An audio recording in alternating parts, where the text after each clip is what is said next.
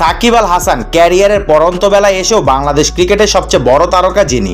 নানা বিতর্ক আর সমালোচনার মাঝেও দীর্ঘদিন দেশের ক্রিকেটের পোস্টার বয় হয়ে আছেন সাবেক এই অধিনায়ক। নিজের খেলাটাকে কেবল দেশের জার্সিতেই সীমাবদ্ধ রাখেননি তিনি, দাপিয়ে বেরিয়েছে বিশ্বের বিভিন্ন প্রান্তের ফ্রাঞ্চাইজি ক্রিকেট লিগেও। 2011 সাল থেকে আইপিএল এর মঞ্চে বাংলাদেশের প্রতিনিধি হয়েছিলেন সাকিব। কলকাতা নাইট রাইডার্সের জার্সিতে দুইবার এই প্রেস্টিজিয়াস শিরোপাও জিতেছে। মাঝে সানরাইজার হায়দ্রাবাদে খেললেও আইপিএলে সাকিব যেন কলকাতারই ছেলে। ঘরের সেই ছেলেকে আজ আবারও স্মরণ করলো কলকাতা নাইট রাইডার্স। নিজেদের হয়ে খেলতে না, মূলত সাকিবের আইপিএল অভিষেকের দিনকেই ছবি দিয়ে মনে করিয়েছে দুইবারের আইপিএল বিজয়ীরা। সাকিবের দুই ছবি কোলাজ করে তারা লিখেছে, যেখানে আমরা আমাদের সাকিবদাকে পেয়েছিলাম। নিচে ইংরেজিতে লেখা, 2011 সালে এই দিনে বেগুনি আর সোনালী জার্সিতে সাকিব আল হাসানের অভিষেক হয়েছিল।